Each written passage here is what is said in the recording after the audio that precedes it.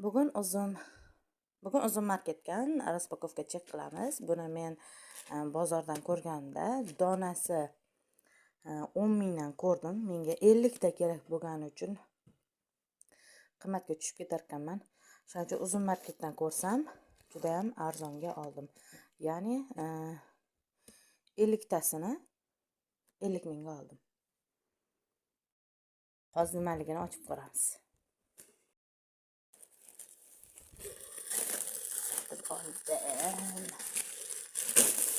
Mana yo'q 60 ta zakaz qilgan ekanman, 50 ta emas 60 ta zakaz qilmay esimdan chiqib ketdi. Mana bu одноразовый idish, kichkina одноразовый idish.